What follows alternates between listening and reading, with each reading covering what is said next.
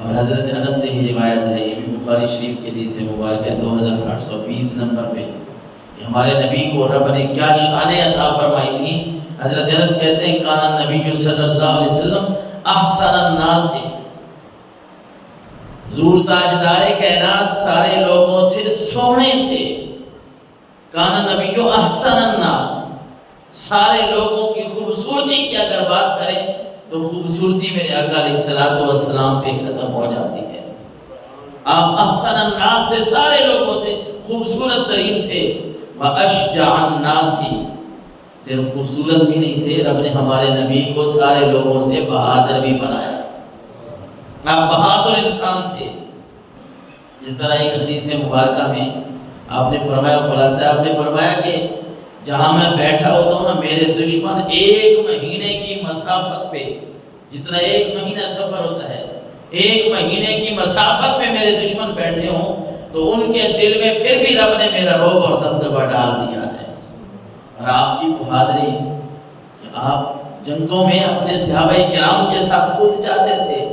خود جنگ میں تشریف لے جاتے تھے۔ تو حضرت انس کہتے ہیں کہ لوگوں، سب سے خوبصورت اگر آدمی ہم نے دیکھا ہے، سارے لوگوں کی بات کر رہے ہیں یہاں حضرت انس کہتے ہیں سارے لوگوں سے خوبصورت بھی حضور تھے اور بہادر بھی حضور تھے۔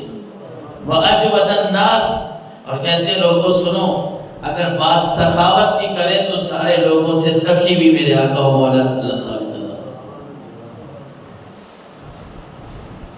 یہ 2 جہاں کی نعمتیں ہیں ان کے خالی ہاتھ میں۔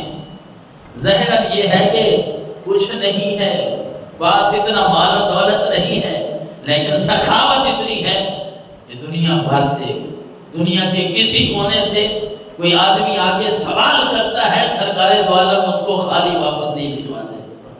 اس کو کچھ نہ کچھ نہیں بہت کچھ عطا کر کے دے دیتے ہیں۔ میرے کریم سے گر قطرہ کسی نے مانگا،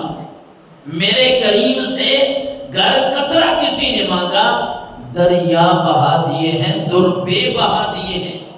یہ تو وہ بارگاہ ہے کہ وہاں سے اگر کسی نے تھوڑا مانگا ہے نا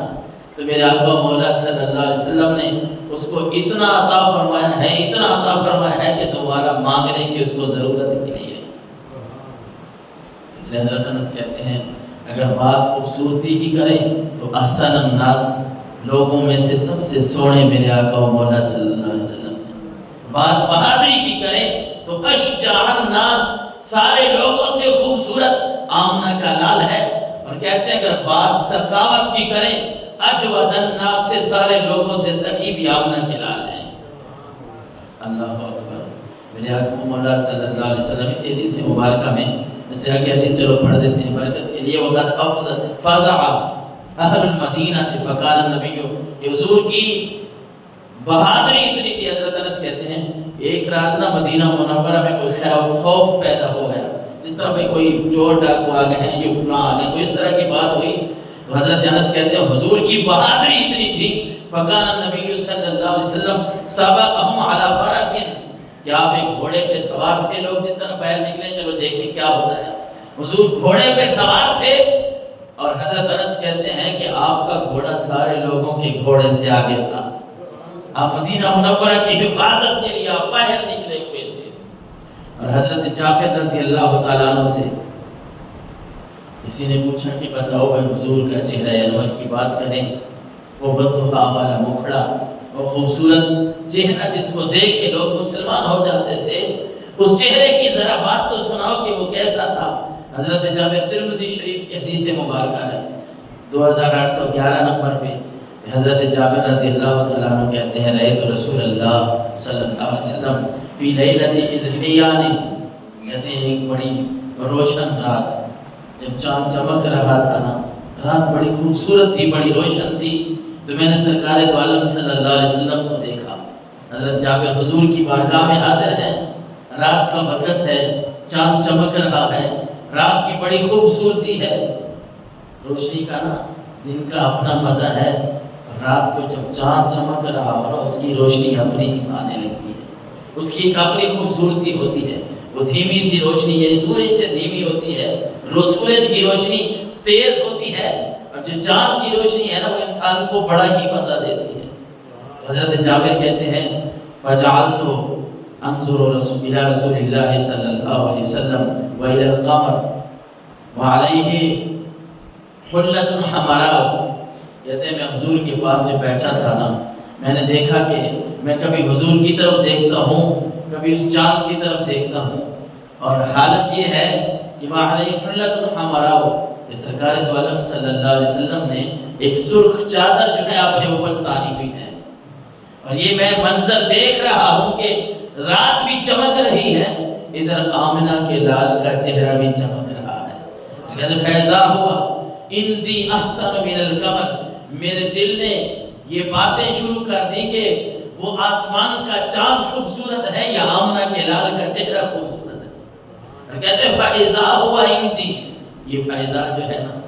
یہ مفاجاتی عربی گرامر میں کہتے ہیں، ویسے اس کا معنی جب ہوتا ہے، یہ ماضی پہ آتا ہے، یہ فعل پہ آتا ہے، لیکن جب اسم پہ ہے نا اچانک کے معنی میں آتا ہے۔ تو حضرت جابر کہتے ہیں فَإِذَا هُوَ إِنْدِي أَحْسَنُ مِنَ الْقَمَرِ، جب میں نے آسمان کے چاند کی خوبصورتی کو بھی دیکھا اور آمنہ کے لال کے چہرے کی خوبصورتی کو بھی دیکھا، میرے دل نے اچانک فیصلہ کیا کہ اے جابر، وہ آسمان کا چاند بھی خوبصورت ہے، لیکن میرا دل یہ کہہ رہا تھا کہ اے جابر، آمنہ کے لال کے چہرے کی جو خوبصورتی ہے وہ چاند سے کہیں بڑھ کے ہے۔ سرور کہوں کہ مالک و مولا کہوں تجھے، باغ خلیل کا گل زیبا کہوں تجھے۔ یہ اور پھر حضرت نے کہا تھا نا، اللہ نے تیرے جسم منور کی تابشیں، اللہ نے تیرے جسم منور کی تابشیں، اے جانے جان میں جانے تجلا کہوں تجھے۔ اللہ نے تیرے جسم منور کی تابشیں، اے جانے جان میں جانے تجلا کہوں تجھے۔ اعلیٰ حضرت عظیم البرکت لکھتے ہیں، امام احمد رضا خان رحمۃ اللہ تعالی علیہ، کہ اللہ نے آپ کے جسم کو بڑا خوبصورت بنایا تھا، رب نے آپ کو بڑی خوبصورتی عطا فرمائی تھی، اور اتنی خوبصورتی ہے جانے جہاں میں جانے تجلا کہوں تجھے۔ کہتے ہیں میں تو یہ کہتا ہوں، امام احمد رضا خان فاضل بریلوی بولے، میں تو یہ کہتا ہوں کہ آپ ساری کائنات کی جان ہیں، آپ جانوں کی جان ہیں، رب نے آپ کو اتنا خوبصورت ترین حسن عطا فرمایا تھا۔ یہ وہ حسن تھا